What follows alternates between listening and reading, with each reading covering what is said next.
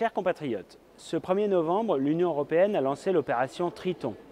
Placée sous l'autorité de l'Union européenne et de Frontex, elle est destinée à prendre la suite de l'opération Mare Nostrum de la Marine nationale italienne.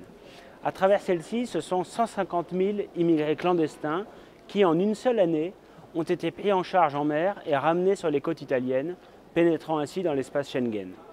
Beaucoup d'entre eux sont aujourd'hui dans les rues de nos villes, à Calais par exemple.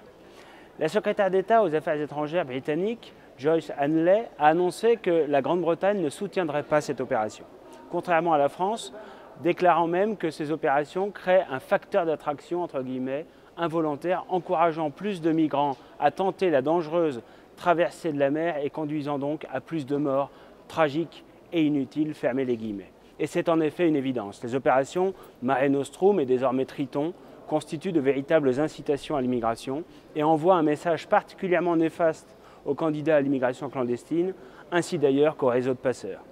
Confrontés au même type de problème, une immigration clandestine massive par voie maritime conduisant à des drames, l'Australie a décidé de mener une politique inverse à celle de l'Union européenne. Désormais, grâce à l'opération justement nommée Frontières souveraines, aucun immigré arrivant de manière illégale par la mer n'est accueilli en Australie et donc encore moins régularisé.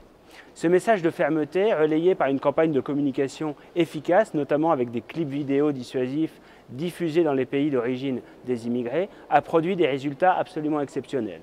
Alors qu'en 2013, 212 immigrés étaient morts en tentant de rejoindre les côtes australiennes et même 356 en 2012, en 2014, aucune victime n'est à déplorer. Aucune. La politique forte, claire, ferme, mise en place par l'Australie a dissuadé les éventuels candidats et a totalement asséché les réseaux de passeurs et les mafias qui prospèrent sur le business de l'immigration.